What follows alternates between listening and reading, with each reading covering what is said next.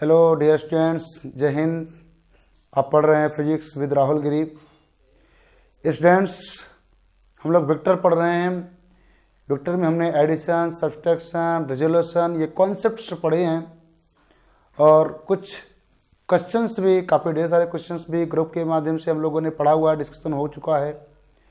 आगे बढ़ते हैं और आज हम प्रोडक्ट ऑफ वेक्टर्स के बारे में बात करते हैं, है ना। एक वेक्टर का प्रोडक्ट कैसे कैसे क्या क्या हो सकता है ना।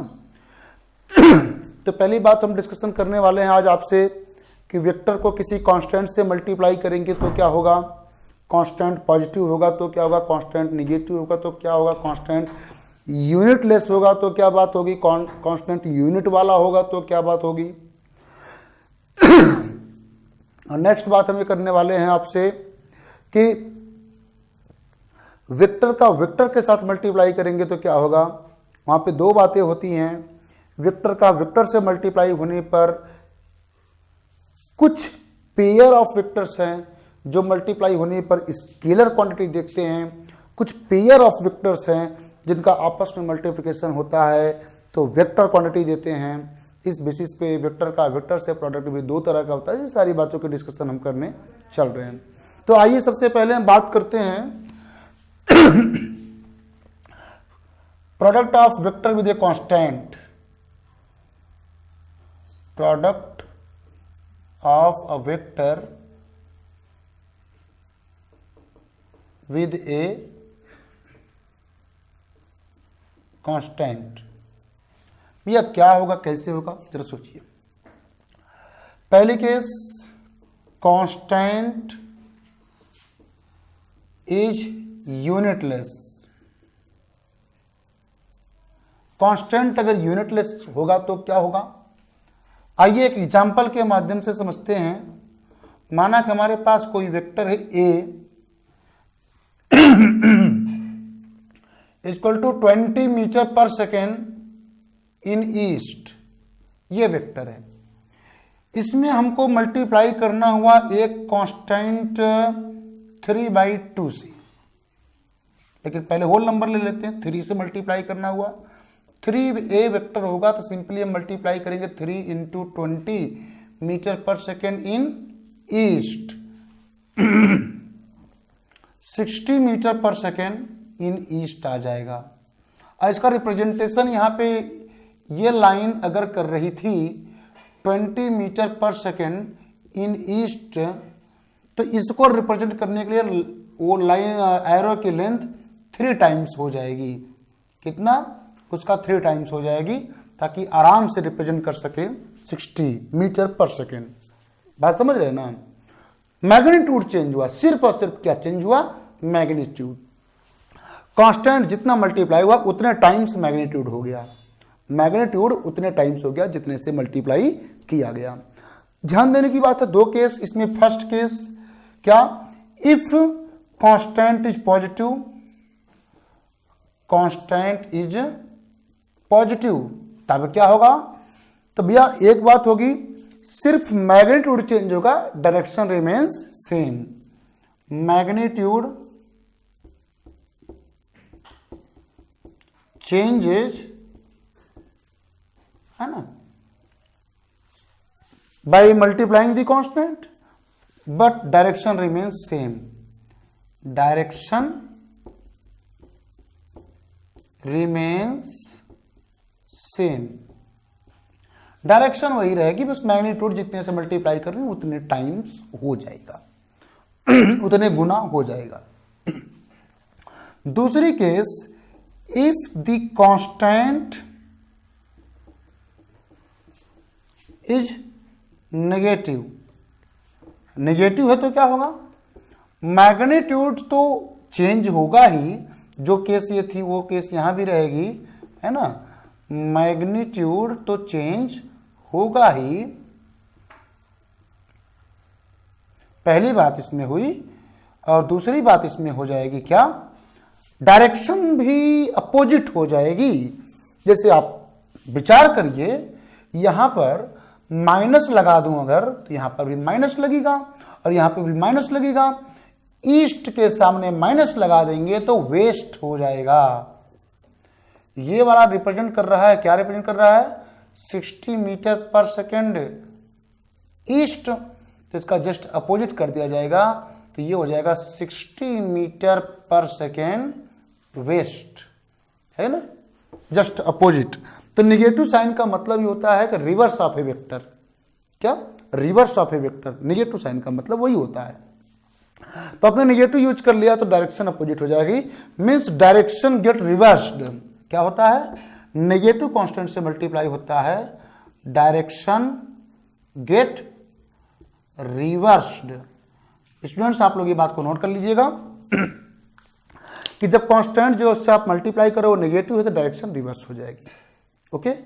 और हाँ, अगर ये यूनिटलेस कांस्टेंट से आप मल्टीप्लाई कर रहे हैं, यूनिटलेस कांस्टेंट से मल्टीप्लाई कर रहे हैं, तो फिजिकल क्वांटिटी पर कोई फर्क नहीं पड़ेगा। फिजिकल क्वांटिटी मल्टीप्लाई करने से पहले जो थी, मल्टीप्लाई करने के बाद भी वही होगी। जैसे ये देखिए 20 मीटर पर सेकंड इन ईस्ट, इसका मतलब ये क्वांटिटी जो है वो वेलोसिटी है। क्या है? वेलोसिटी। ये 60 मीटर पर सेकंड इन ईस्ट, ये भी वेलोसिटी है। 60 मीटर पर सेकंड वेस्ट, ये भी वेलोसिटी है। फिजिकल क्वांटिटी जो पहले थी, मल्टीप्लाई के बाद भी वही रहेगी। बट जरा विचार कीजिए, अगर आप जिस कांस्टेंट से मल्टीप्लाई कर रहे हैं वो यूनिटलेस नहीं है, means second case, if constant has a unit, constant has a unit, constant के पास यूनिट है तो क्या होगा? पिछली वाले केस में आपने क्लियर देख ही लिया, उसको आप नोट कर लीजिएगा। कांस्टेंट यूनिटलेस है तो physical quantity remains same after multiplied by the constant. Constant से मल्टीप्लाई करने के बाद भी फिजिकल क्वांटिटी जो पहले थी वो अब भी रहती है। लेकिन जरा अब नोट करने चलिए कि if constant has a unit, constant के पास यूनिट अगर है तब क्या होगा? स्टूडेंट्स आप लोग इतना तो जानते ही होंगे, इतना तो पढ़े ही होंगे कि फोर्स, न्यूटन सेकेंड लॉ बोलता है कि force equal to mass into acceleration, F equal to ma। आपने पढ़ा कि नहीं पढ़ा है? मुझे उम्मीद है कि आपने पढ़ा होगा। जरा सोचिए, मास दिया हुआ है 10 किलोग्राम एंड एक्सेलरेशन दिया हुआ है 8 मीटर पर सेकेंड स्क्वायर इन नॉर्थ। ओके, नॉर्थ मतलब वर्टिकली अपवर्ड। कितना? 8 मीटर पर सेकेंड का एक्सेलरेशन है। मास उस बॉडी जिसका एक्सेलरेशन इतना है उसका मास है 10 किलोग्राम। क्या है? 10 किलोग्राम। तो स्टूडेंट्स बताइए, अगर आप इनको मल्टीप्लाई करते हैं, ये कांस्टेंट है, ये क्या है? कांस्टेंट है। और ये क्या है? ये वेक्टर है। आप इनको मल्टीप्लाई कीजिए, m इंटू ए वेक्टर कीजिए तो आता है फोर्स वेक्टर। क्या आता है? Force vector. यहां पे आप देख भी लीजिए, 10 किलोग्राम इंटू 8 मीटर पर सेकेंड स्क्वायर इन नॉर्थ, तो क्या आ गया? 80 किलोग्राम। 10 इंटू 8 मतलब 80 किलोग्राम मीटर पर सेकेंड स्क्वायर, मीटर पर सेकेंड स्क्वायर इन नॉर्थ। तो स्टूडेंट्स आपको यह बात क्लियर हुई होगी, अगर किसी कांस्टेंट से वेक्टर में मल्टीप्लाई कर दिया है, कांस्टेंट के पास यूनिट है, जो फाइनल फिजिकल क्वांटिटी आएगी वो डिफरेंट होगी। किलोग्राम मीटर पर सेकंड स्क्वायर। स्टूडेंट्स आप लोग यूनिट एंड डायमेंशन पढ़े होंगे, उसमें आपको ये क्लियर होगा किलोग्राम मीटर पर सेकंड स्क्वायर फोर्स की यूनिट होती है, अर्थात यहाँ पे ऑब्टेन्ड फिजिकल क्वांटिटी फोर्स है ना। आपने चूंकि न्यूटन्स लॉ पढ़ा हुआ है इसलिए आपको यहां से पता चल गया m इंटू ए मतलब फोर्स आएगा, लेकिन यहां से भी पता चलेगा कि m इंटू ए का मतलब फोर्स आएगा। तो डियर स्टूडेंट्स ये बात आपको क्लियर हो गई होगी। अगर कांस्टेंट जिससे मल्टीप्लाई कर रहे हैं उसके पास यूनिट है, जो न्यू फिजिकल क्वांटिटी आएगी मल्टीप्लाई करने के बाद जो फिजिकल क्वांटिटी आएगी वो डिफरेंट होगी, यूनिट के अकॉर्डिंग हम डिसाइड कर लेंगे कि वो फिजिकल क्वांटिटी क्या होगी। इसमें भी अगर वो नेगेटिव कांस्टेंट से मल्टीप्लाई किए करेंगे तो कॉन्सेप्ट हमारा सेम रहेगा। क्या सेम रहेगा कॉन्सेप्ट? कि भाई वही कि डायरेक्शन अपोजिट हो जाएगी। अब पॉजिटिव कांस्टेंट से मल्टीप्लाई किया है, डायरेक्शन सेम रहेगी। अब आते हैं वेक्टर का वेक्टर से मल्टीप्लाई, वेक्टर का वेक्टर से मल्टीप्लाई, प्रोडक्ट ऑफ वेक्टर्स। इसमें क्या होगा,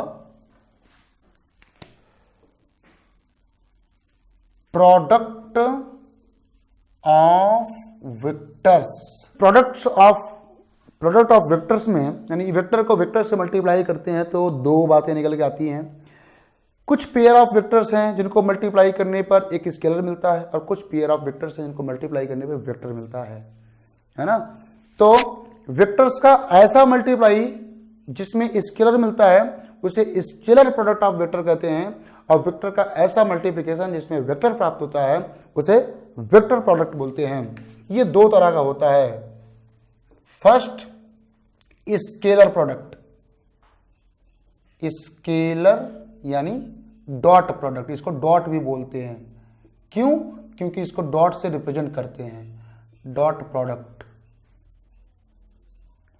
और सेकेंड है वेक्टर प्रोडक्ट, वेक्टर, इसको क्रॉस भी बोलते हैं, क्रॉस प्रोडक्ट। क्यों? क्योंकि इसको क्रॉस से रिप्रेजेंट करते हैं और इसको डॉट से रिप्रेजेंट करते हैं। इसमें क्या होता है, वेक्टर्स को मल्टीप्लाई करने पे एक स्केलर क्वांटिटी प्राप्त होती है। यानी अगर एक वेक्टर ए है, दूसरा वेक्टर बी है, इनका डॉट ऑपरेटर करना है तो इनके बीच में डॉट लगाएंगे। क्या लगाएंगे? डॉट। और इधर जो क्वांटिटी मिलेगी वो वेक्टर ना होकर के स्केलर होगी। और यहां पर इस प्रोडक्ट में देखिए, एक वेक्टर ए है, दूसरा वेक्टर बी है, इनका वेक्टर प्रोडक्ट करना है तो इनके बीच में क्रॉस लगाएंगे और इधर जो क्वांटिटी मिलेगी वो वेक्टर होगी। Okay, means if the product of vectors give a scalar quantity then it is a scalar product or dot product of vectors, and if product of vectors give a vector quantity then it is cross product or vector product of the vectors. Okay, अच्छा examples, इसके example के बारे में जरा देखिए। एक quantity है force जो कि वेक्टर है, और दूसरा क्वांटिटी है, हम एफ वेक्टर से रिप्रेजेंट कर रहे हैं, दूसरा क्वांटिटी है डिस्प्लेसमेंट, जिसको हम लोग डी से रिप्रेजेंट करते हैं। इनका जब प्रोडक्ट होता है तो मिलता है वर्क। क्या मिलता है? जो कि स्केलर क्वांटिटी है। फोर्स वेक्टर डिस्प्लेसमेंट वेक्टर के प्रोडक्ट से मिलता है वर्क। वर्क एक स्केलर क्वांटिटी है, यानी ये इनका जो प्रोडक्ट है और रिप्रेजेंट किया जाएगा डॉट से। दोनों के अलग अलग रूल हैं, उस रूल को मैं भी बताता हूं, लेकिन पहले इतना समझिए कि इन दोनों का डॉट प्रोडक्ट होगा। क्या होगा? डॉट प्रोडक्ट, यानी लिखा जाएगा work W equal to F vector dot D vector. समझ रहे? ऐसे और भी हैं, ऐसे और भी हैं। फोर्स वेक्टर और इंस्टेंटेनियस वेलोसिटी। इंस्टेंटेनियस वेलोसिटी मतलब किसी पार्टिकुलर टाइम पर क्या वेलोसिटी है। जैसे आप व्हीकल चला रहे होते हैं ना, तो आप स्पीडोमीटर पे देखते हो कि हमारी बाइक जो है 40 किलोमीटर पर आवर की स्पीड से इस समय चल रही है। फिर आप 5 मिनट के बाद देखते हो, हल्का सा ब्रेक लेते हो, तो उसके बाद देखते हो आपकी बाइक अब 40 किलोमीटर पर आवर की स्पीड से चल रही है। तो ये जो पर्टिकुलर टाइम पर आपने स्पीड देखा, इसे इंस्टेंटेनियस वेलोसिटी बोल रहे हैं। क्या बोलते हैं? Instantaneous velocity.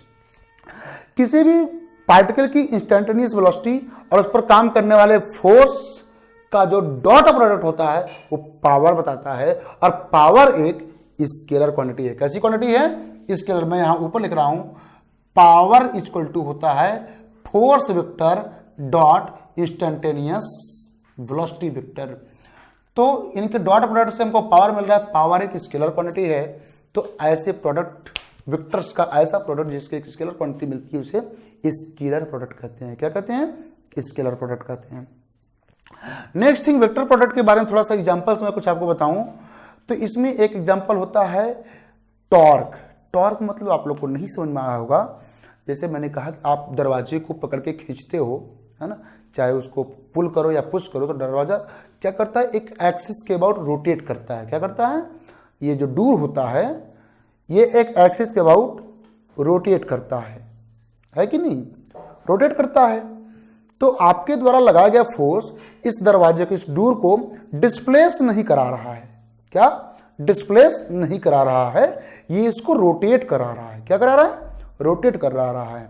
तो आपके द्वारा लगाया गया फोर्स डिस्प्लेस कराने की टेंडेंसी ना रखते हुए रोटेट कराने की टेंडेंसी रख रहा है। इसकी इस रोटेट कराने की टेंडेंसी को ही टॉर्क कहते हैं। Measure of the tendency of the rotating nature of a force acting on a body is known as torque, तो उसे टॉर्क कहते हैं। डिटेल में आपको समझाऊंगा, अभी आगे चैप्टर में पढ़ना है। इसको कैलकुलेट कैसे करते हैं? कहते हैं ये जो डिस्प्लेसमेंट वेक्टर है ना, एक्सिस से इस फोर्स का पॉइंट ऑफ एक्शन, ये जो वेक्टर है position vector, point of action का फिक्स पॉइंट यानी एक्सिस से पोजीशन वेक्टर और अप्लाइड फोर्स वेक्टर के वेक्टर प्रोडक्ट, क्रॉस प्रोडक्ट को टॉर्क कहते हैं। यानी टॉर्क इज इक्वल टू, इसे टॉर्क कहते हैं, है ना, torque is equal to R cross F होता है, position vector cross force vector होता है। तो ये एग्जांपल है क्रॉस प्रोडक्ट का, और भी इसके ढेर सारे एग्जांपल्स हैं, जब पढ़ाऊंगा आगे तो आपको मिलेंगे।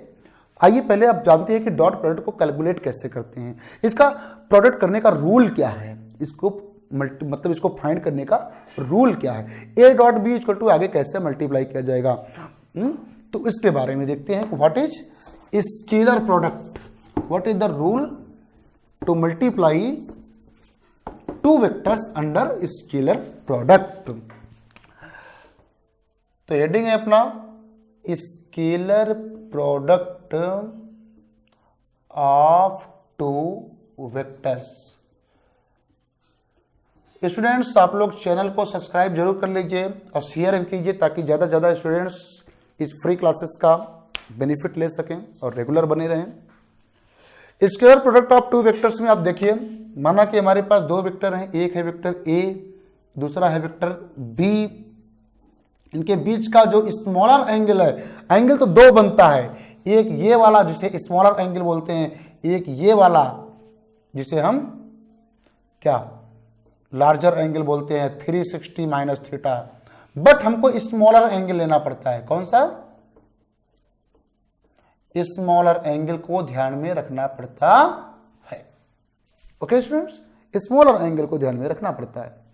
तो इसकी डिफिनेशन मिलती है, dot product of two vectors is defined as, dot product of two vectors is defined as the product of their magnitudes, the product of their magnitudes and cosine of smaller angle between them, cosine of smaller angle between them, that is vector A dot B equal to A B cos theta.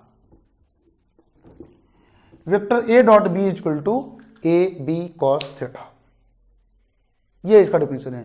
Dot product of two vectors is defined as the product of their magnitudes and cosine of smaller angle between them. A dot B करना हुआ हमने कर दिया, ठीक है। इसी में देखो अगर उल्टा करना हो, बी डॉट ए करना हो, बी डॉट ए करना हो तो क्या करेंगे? बी का magnitude, magnitude of vector B into magnitude of vector A into cos of angle between B and A. भैया ए और बी के बीच का एंगल चाहिए था तो हमने एंटी क्लॉकवाइज मेजर किया था, बट अब बार बी से ए की तरफ आना है तो डायरेक्शन अपोजिट हो गई, एंटी क्लॉकवाइज के बजाय एंगल ये देखिए क्लॉकवाइज मेजर हो। क्यों? क्योंकि बी टू ए मेजरमेंट हो रहा है ना, बी टू ए मेजरमेंट हो रहा है। तो ऐसे केस में एंटी क्लॉकवाइज क्लॉकवाइज मेजरमेंट हो रहा है और क्लॉकवाइज मेजरमेंट हो रहा है, इसको हम नेगेटिव लेंगे, इस एंगल को क्या लेंगे? नेगेटिव। एंटी क्लॉकवाइज को पॉजिटिव लिया था तो क्लॉकवाइज मेजरमेंट को नेगेटिव लेंगे, तो थीटा की जगह पे माइनस थीटा रखेंगे। और एक बात आप लोग को पता होना चाहिए, कॉस माइनस थीटा की वैल्यू होती है कॉस थीटा। चारों कोऑर्डिनेट की बात करें तो माइनस थीटा जो होता है फोर्थ कोऑर्डिनेट में आता है, फोर्थ कोऑर्डिनेट में कॉस एंड सेक पॉजिटिव होता है, बाकी सब नेगेटिव होता है।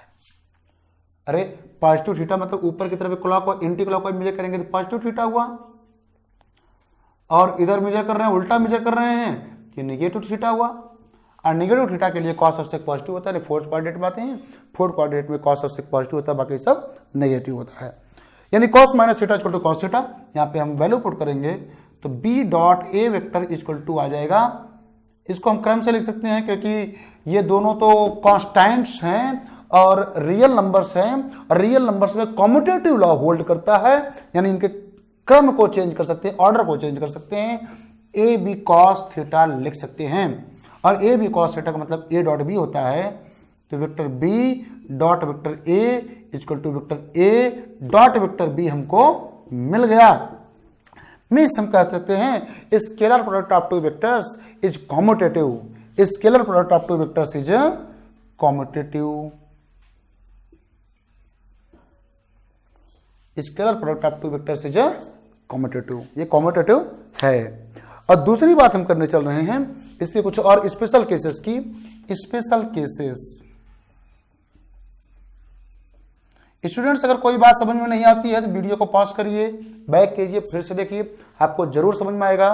क्योंकि आप अभी 11th में नए नए आए हुए हैं, तो मैं कोशिश कर रहा हूँ स्लो पढ़ाऊँ आप लोगों को, सारी चीज़ें आराम से समझ में आए।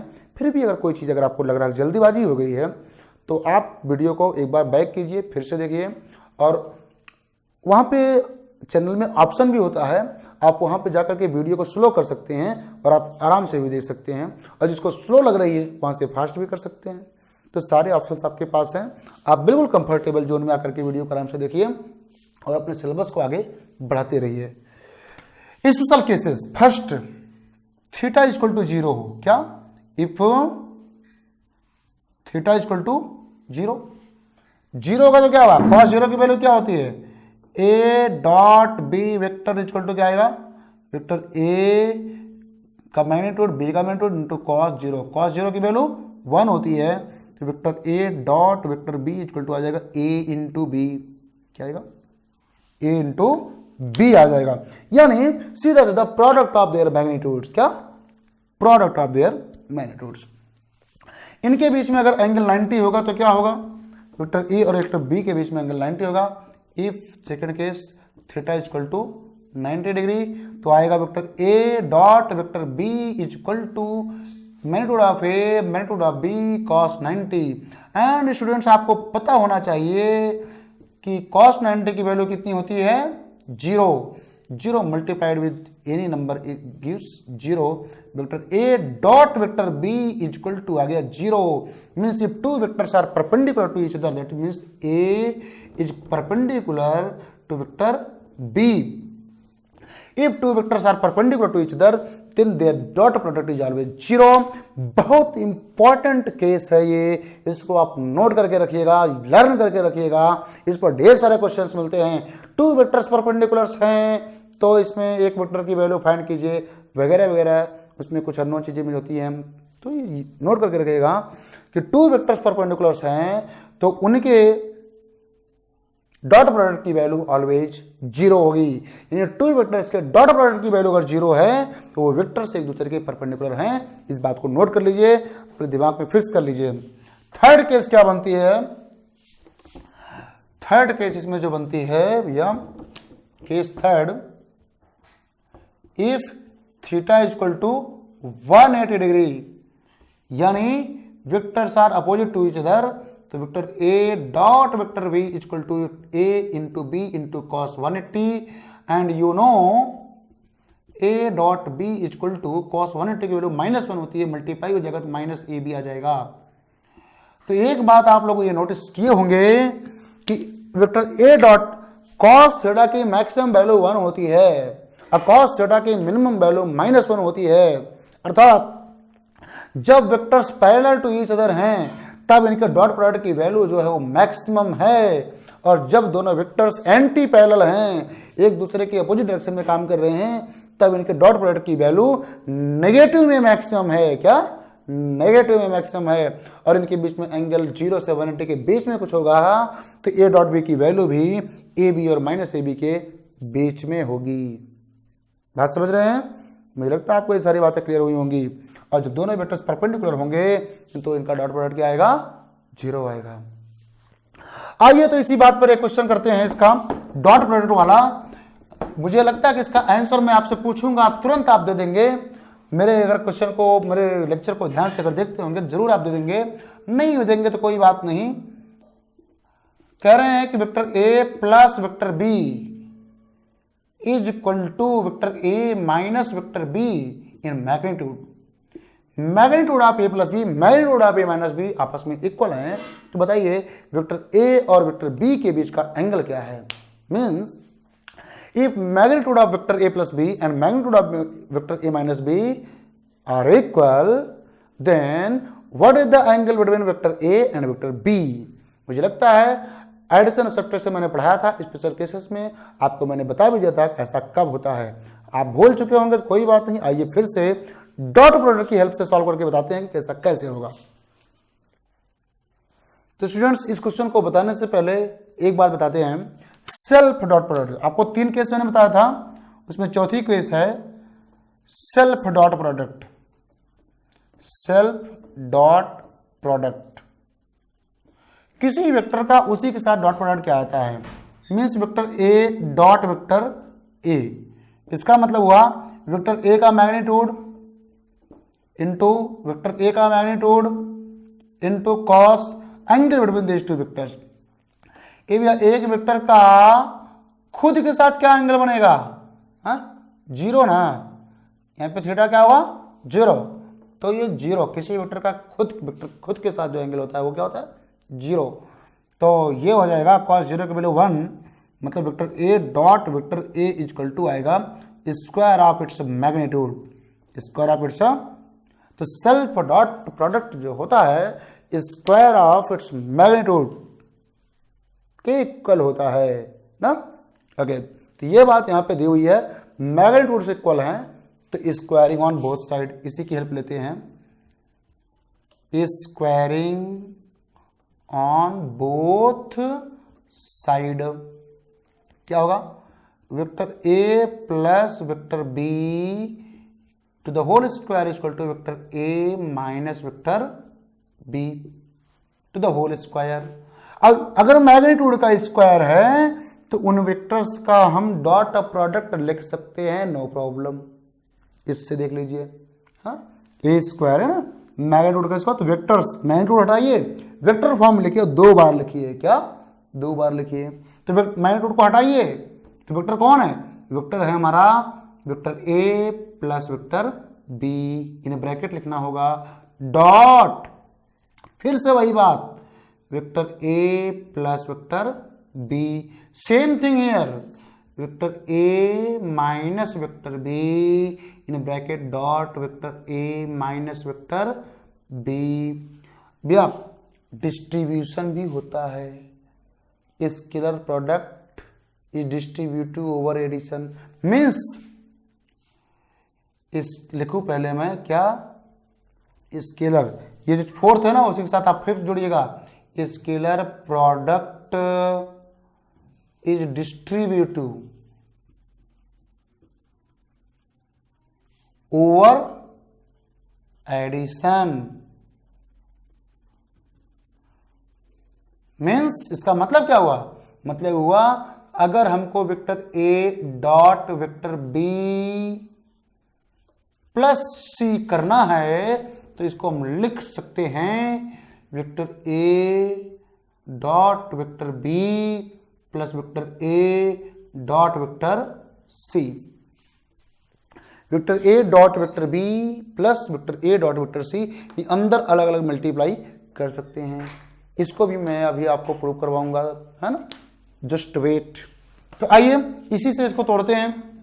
तो ए डॉट ए क्या जाएगा, ये जाएगा मल्टीप्लाई होगा vector A dot vector A plus vector A dot vector B plus B जाएगा इसके साथ vector B dot vector A plus vector B dot vector B is equal to, ये मल्टीप्लाई होगा vector A dot vector A, ये इधर minus है तो minus vector ए dot vector B, फिर ये मल्टीप्लाई होगा तो minus vector B dot vector A, फिर ये माइनस माइनस का multiply plus vector B dot vector B.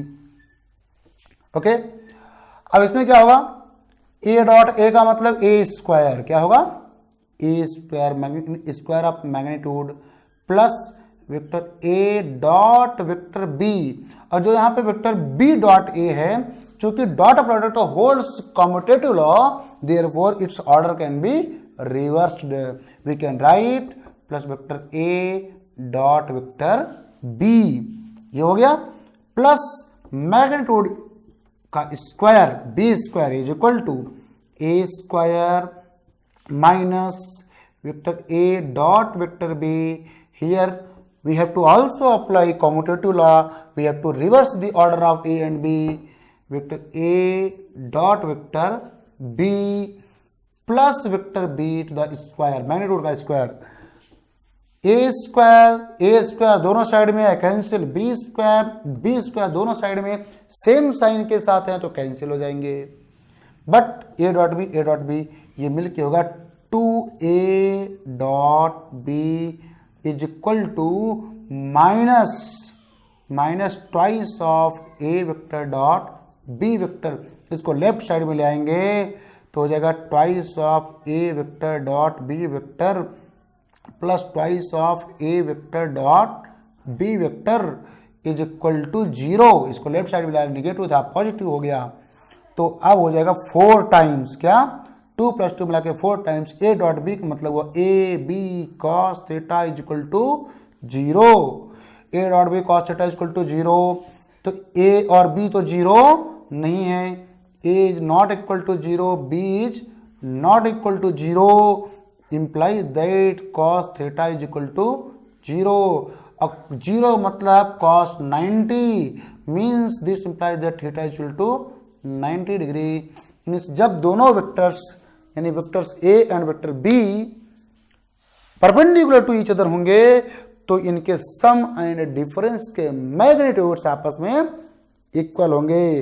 अब फिगर जो बनेगा वैसे बनेगा, वेक्टर ए वेक्टर बी ये क्या परपेंडिकुलर हैं, और जब ये परपेंडिकुलर होंगे तो पैरेललोग्राम कंप्लीट करोगे तो राइट एंगल ट्राइंगल बनेगा,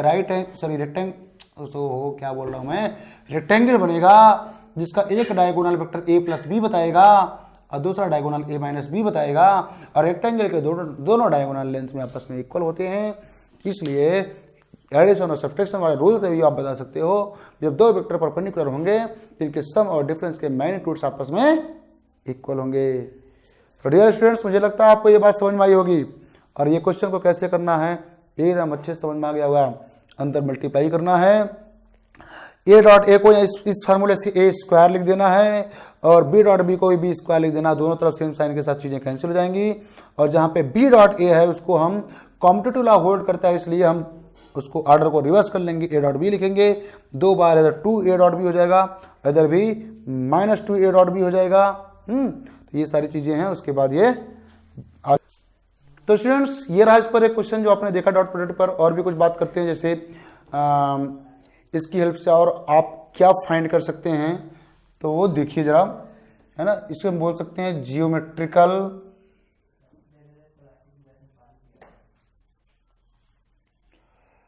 इंटरप्रिटेशन ऑफ डॉट प्रोडक्ट, है ना।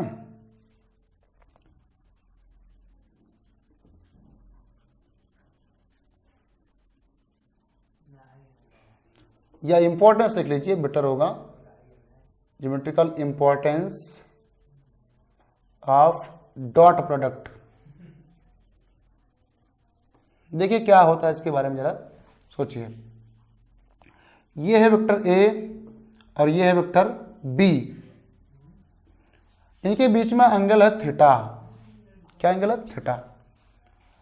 वेक्टर बी के टॉप से वेक्टर ए पर हम परपेंडिकुलर ड्रॉ करें, अगर क्या करें परपेंडिकुलर ड्रॉ करें, इनका नेमिंग कर दें पी क्यू आर एस, तो कॉस थीटा इक्वल टू क्या लिखा जाएगा? कॉस थीटा इक्वल टू लिखा जाएगा बेस अपॉन हाइपोटेनस।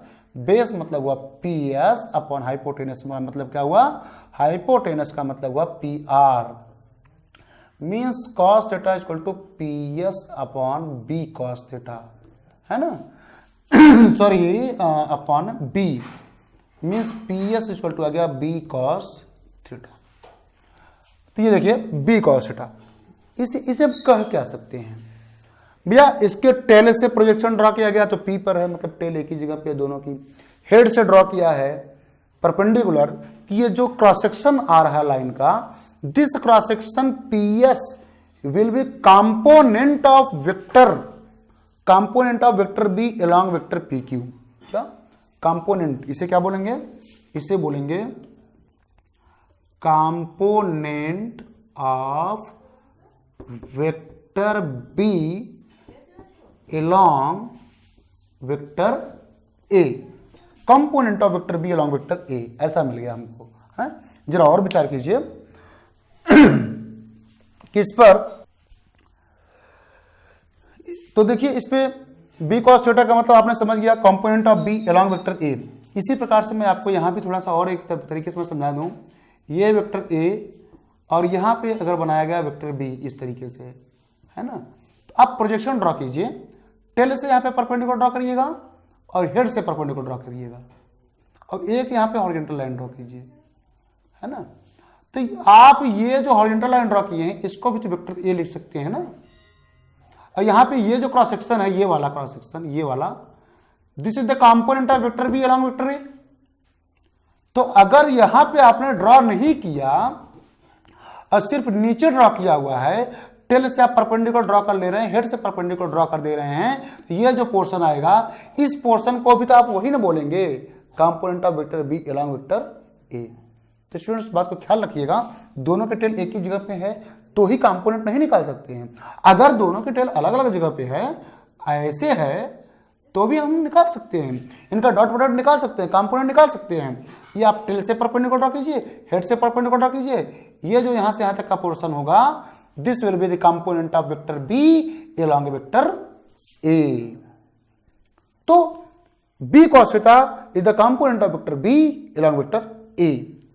जरा सोचिए इसके बारे में, क्या कर सकते हैं हम लोग, डॉट प्रोडक्ट अगर निकालने जाएंगे, vector A dot vector B equal to A B cos theta, means magnitude of vector A, magnitude of vector A into component, क्या, component of vector B along vector A.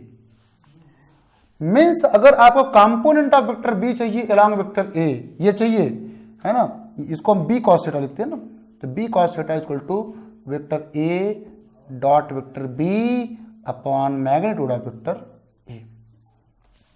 तो जिस vector का component चाहिए, जिसके along, पहले दोनों vector का dot product divided by जिसके अलोंग चाहिए कंपोनेंट, उसका मैग्नीट्यूड। इसी को आप उल्टा भी बोल सकते हो, है ना, इसकी जगह पे आप ए रख दो, इसकी जगह पे बी रख दो, मतलब आप क्या करो, परपेंडिकुलर ड्रॉ करो ए से बी पर। इसी प्रकार से स्टूडेंट्स अगर आप वेक्टर ए से बी पर परपेंडिकुलर ड्रॉ करो, देखिए बी को आगे बढ़ा दिया हमने, आगे बढ़ा दिया है, और परपेंडिकुलर ड्रॉ करने जा रहे हैं हम फ्रॉम वेक्टर क्यू। ये Q T is the perpendicular on vector B, Q T is perpendicular on vector B, ये 90 डिग्री है।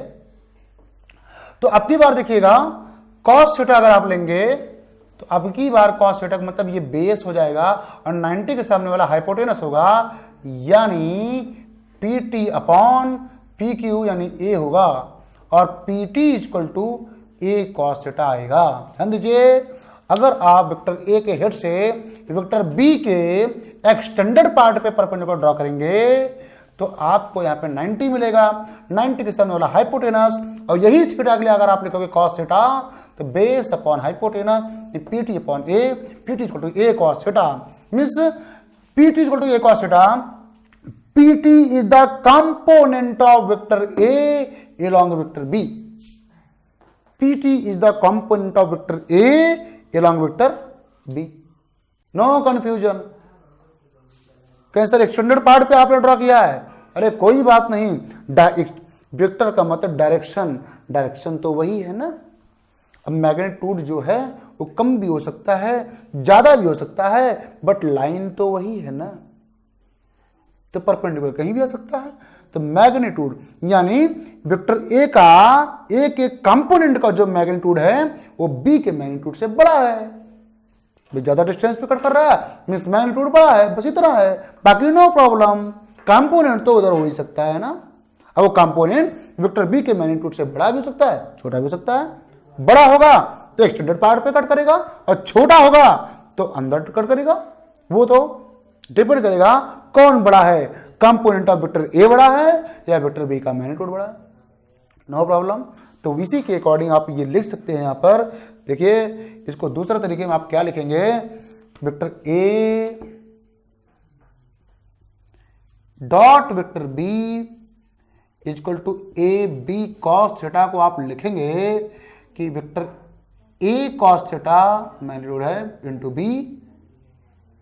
अब ए कॉस थीटा का मतलब component of vector A along vector B, क्या component of vector A along vector B into magnitude of vector B. Short में लिखता हूं, simple में लिखता हूं, छोड़ो ये मैग्नीट्यूड ऑफ वेक्टर बी।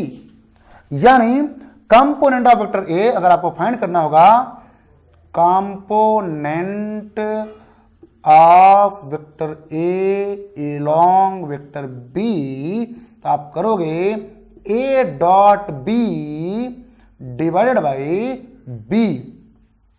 अरे यहीं से देख लीजिए, आपको ए कॉस थीटा चाहिए, क्या चाहिए, ए cos theta.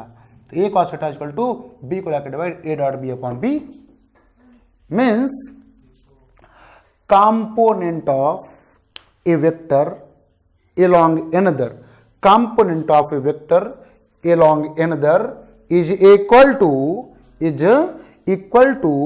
dot product of two vectors divided by the magnitude of another vector, जिसके along component चाहिए, divided by the magnitude of vector along which component is to be known। Okay students, ये इसका geometrical importance है, geometrical interpretation है। मुझे लगता है आपको समझ में आ गया होगा। और इसकी एक और बहुत बड़ी इंपॉर्टेंस है कि इसकी हेल्प से दो वेक्टर के बीच का हम एंगल बहुत आसानी से पता कर लेते हैं। वो कैसे, जरा देखिए। कहें कि अगर A dot B equal to A B cos theta है, A vector A dot B equal to A B cos theta है, दो वेक्टर के बीच में एंगल पता करने के लिए cos theta equal to vector A dot vector B हम कर सकते हैं अपॉन ए बी कर लेंगे, नो प्रॉब्लम। ए का मैग्नीट्यूड बी का मैग्नीट्यूड से डिवाइड कर देंगे डॉट बी में, हमको आराम से कॉस थीटा की वैल्यू आएगी। अब नेक्स्ट बात है, जो रेक्टेंगुलर यूनिट वेक्टर्स हैं उनका डॉट प्रोडक्ट क्या आएगा। रेक्टेंगुलर डॉट प्रोडक्ट का यूनिट वेक्टर क्या आएगा, है ना। डॉट प्रोडक्ट ऑफ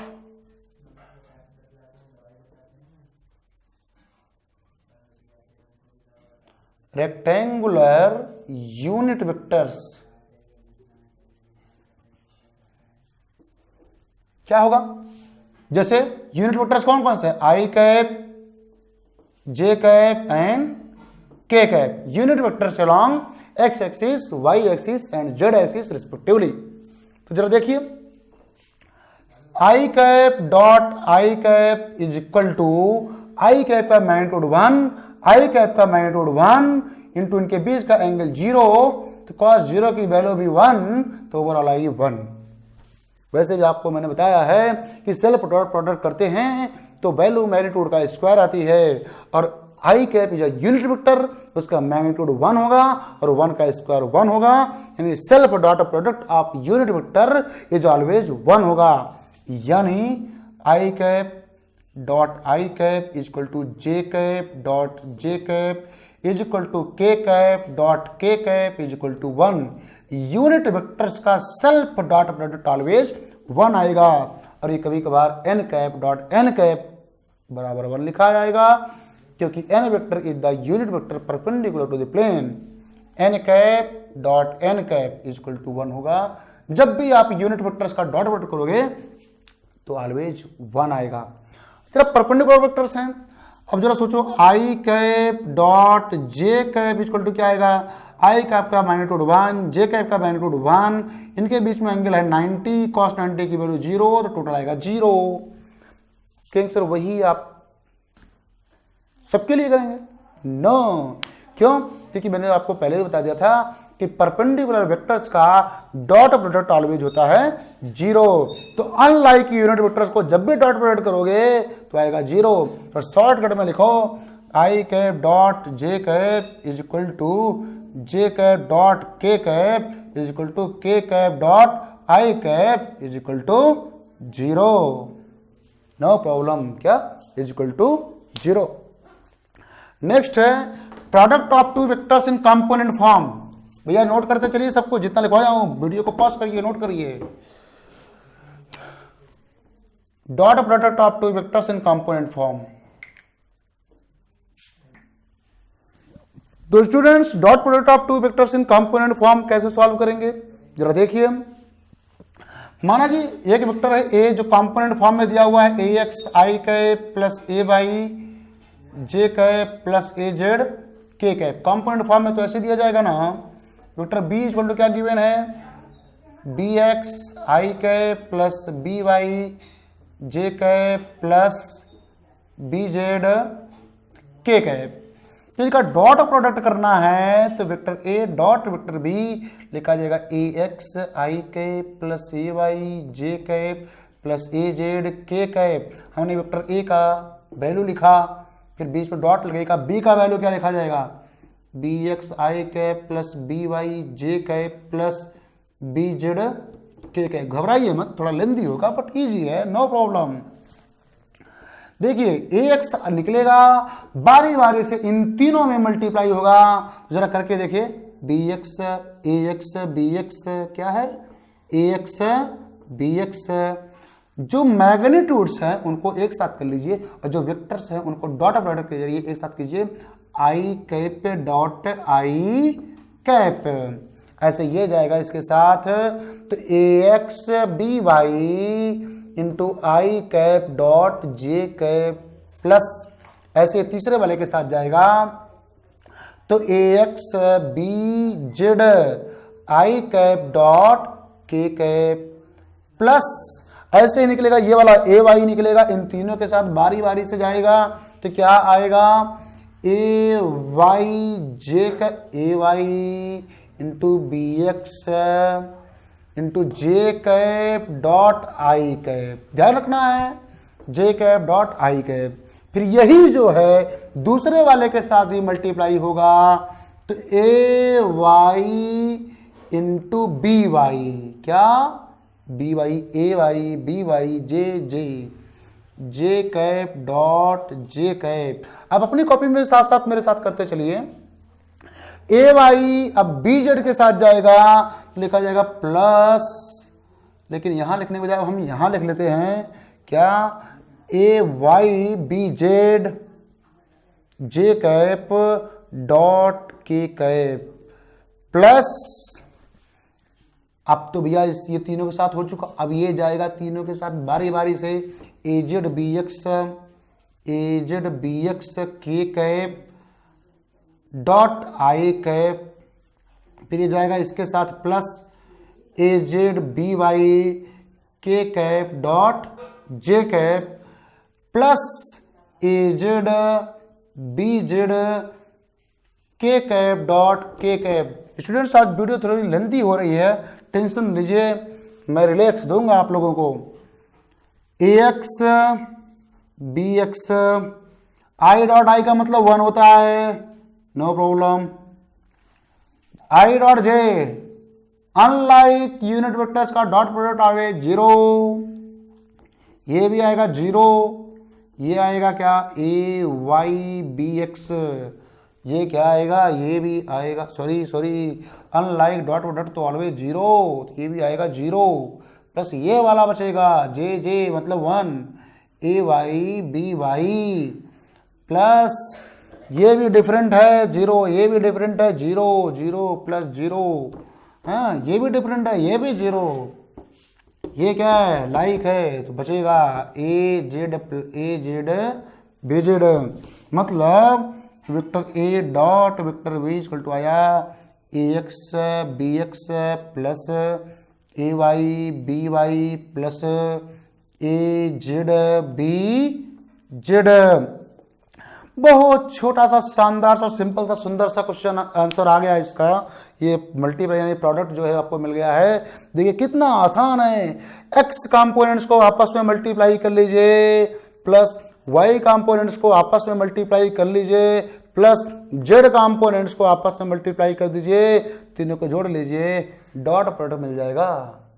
आपको इतना बड़ा कुछ नहीं करना पड़ेगा, इसको आप एज ए फार्मूला यूज करेंगे डॉट प्रोडक्ट निकालते वक्त। आप इसको देखिएगा, दोबारा देखिएगा, वीडियो को बैक करिए, फिर से देखिए, समझ में आएंगी चीज़ें, नो प्रॉब्लम। आप इन चीज़ों को अच्छे से पहले नोट कर लीजिए। उसके बाद आइए एक एग्जाम्पल देखते हैं, इस पर तुरंत समझ में आ जाएगा कि करना कैसे है। कहें सर एग्जाम्पल में देखिए, vector A equal to 4i cap minus j cap, vector B equal to 3i cap plus 4j cap minus 5k cap. कहें सर इसको डॉट प्रोडक्ट करना है, कैसे करेंगे, dot a dot B vector करना है, तो हमारा फार्मूला होता है vector A dot vector B equal to a x b x plus a y b y plus a z b z. X components को मल्टीप्लाई वाई कंपोनेंट्स को multiply Z का, इधर तो जेड है ही नहीं है, प्रॉब्लम नहीं है, आप बना दो प्लस 0 इंटू के कैप, 0 को मल्टीप्लाई कोई फर्क नहीं पड़ेगा, लेकिन आ तो गया वहां पे के कैप का कोएफिशिएंट यहाँ पे क्या है 0। अब मल्टीप्लाई करो equal to 4 into 3 plus with sign लेंगे, कहेंगे सर यहाँ पर जे कैप का कोएफिशिएंट क्या है, जिसमें मल्टीप्लाई कुछ भी नहीं है, उसमें मल्टीप्लाई 1 है, तो आप 1 से मल्टीप्लाई करो, इसमें क्या आएगा माइनस नेगेटिव साइन, साइन के साथ ले जाएगा -1 इंटू 4 प्लस यहाँ से 0 इंटू यहाँ पे साइन के साथ लिया जाएगा -5, साइन के साथ लेना, ध्यान देना 12 -4 ये प्लस 0 जो कुछ भी हो आएगा कितना 8। Vector A dot vector B equal to आ गया 8। क्या एक काम कीजिए, बताइए इन दोनों वेक्टर के बीच में एंगल कितना है, theta equal to what is, ये तो बताइए कि ये हमारा फार्मूला होता है cos theta equal to vector A dot vector B upon vector ए का मैग्नीट्यूड इंटू बी का मैग्नीट्यूड, मतलब a vector dot B vector upon a का मैग्नीट्यूड मतलब under root a x square plus a y square plus a z square, component form में formula हमारा ये बन जाएगा, इंटू अंडर रूट बी का magnitude b x square plus b y square plus b z square, ये formula हमारा बन गया, आएगा cos theta equal to a dot b की वैल्यू तो आई है 8 under root a x square मतलब 4 square plus -1 to the square plus 0 square into under root, again दूसरा वाला में क्या आ रहा है बी एक्स स्क्वायर मतलब 3 square plus 4 square plus -5 square,